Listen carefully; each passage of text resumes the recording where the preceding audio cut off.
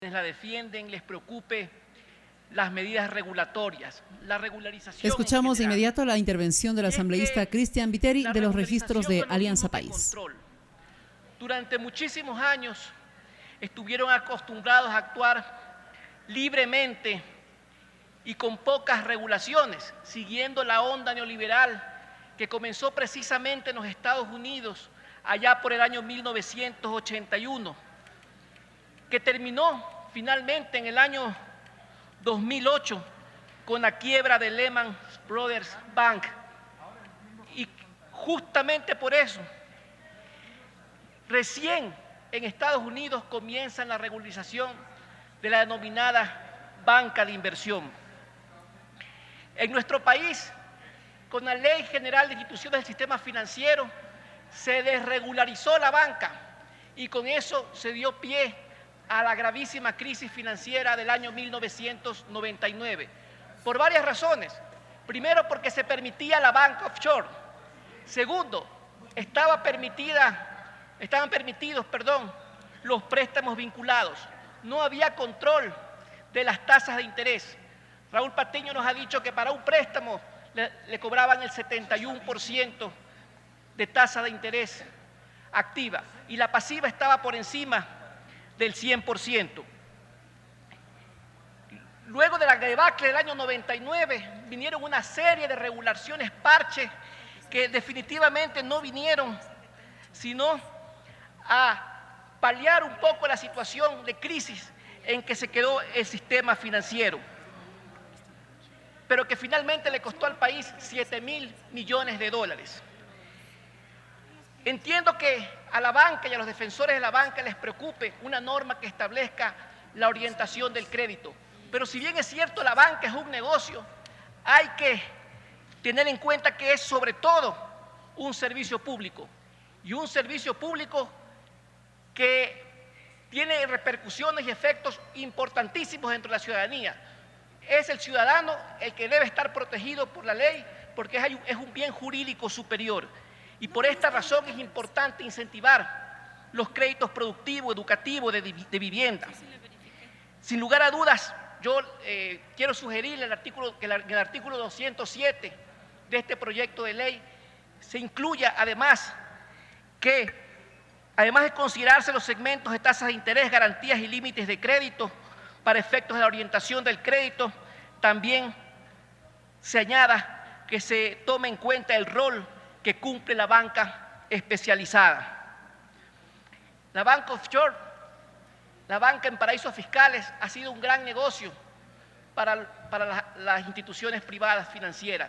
Y es que tener dinero en el exterior per se no está mal. Lo que está mal es camuflar, no declarar, utilizar esto como vehículo para defraudaciones tributarias, para lavado de activos o simplemente para negociaciones que están por detrás del velo societario. Por esto es muy importante que se establezca que para que exista banca offshore, para que exista banca extranjera, se trate no de paraísos fiscales, sino de países en los que se tenga convenios de doble imposición y convenios de información. Eso es fundamental.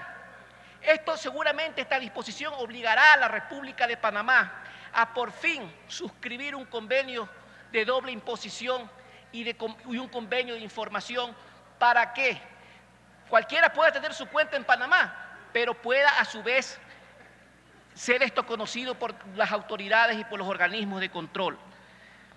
Se ha dicho que el artículo 22 exonera de toda responsabilidad a los miembros de la Junta de Política y de Regulación Monetaria.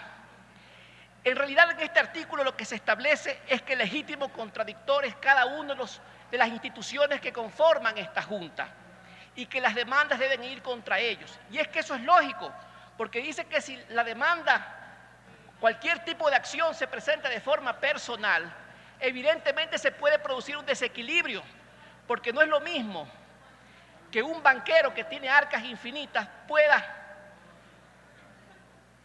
llevar un juicio con los mejores abogados contra un ciudadano que ejerce transitoriamente una función pública.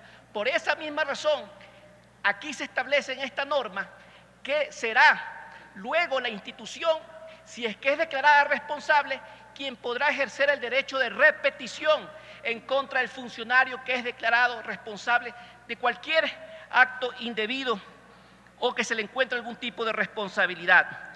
Esto va acorde con lo que dice el artículo 233 de la Constitución, que establece que ningún servidor público está exento de responsabilidad. Luego debo hacer la misma observación que hace el compañero Mauro Andino. En los artículos 40, 41, 17, 146, 241, se establecen varios delitos penales que no se los tipifica claramente y sobre todo no se establece un elemento fundamental para el establecimiento de un delito, que es el elemento dolo. Por esta misma razón considero que en todo caso se haga una reforma posterior para que el peculado, que ya está regulado en el artículo 278 del Código Orgánico Integral Penal, sea extendido de tal forma que se adecue a la intención o al espíritu de esta norma, sin que tampoco se establezcan faltas reglamentarias como delito de peculado. Eso tampoco. En el artículo 71 me permito sugerir a la comisión, donde se establece que los actos administrativos que realice el superintendente de banco que surtan efectos respecto de un administrado,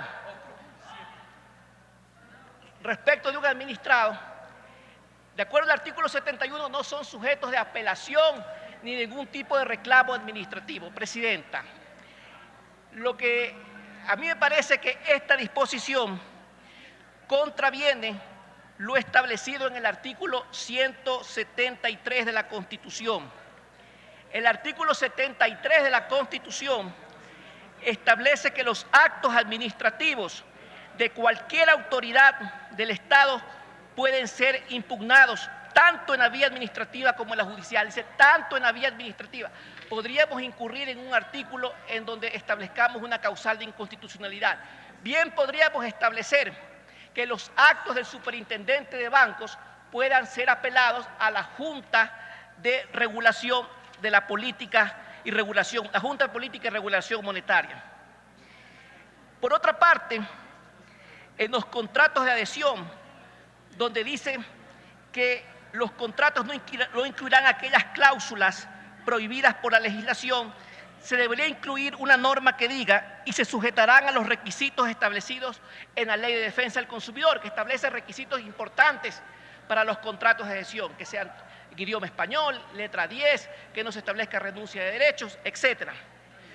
Por otra parte, algo que me parece fundamental es que en el artículo 215, donde se establece quiénes son los vinculados por presunción, se establezca con claridad que son vinculados por presunción los administradores de hecho, es decir, quienes utilizan otras personas como accionistas o representantes legales, pero son ellos realmente quienes manejan una institución financiera, son ellos quienes se benefician del resultado de una institución financiera y quienes realmente toman las decisiones, como actualmente ocurre, por ejemplo, con un banquero que fue candidato, que toma las decisiones en un banco, pero no aparece ni como representante legal. Tiene un minuto, asambleísta. Ni como accionista. Por eso sugiero que en el artículo 215 se incluya a los administradores de hecho como vinculados por presunción.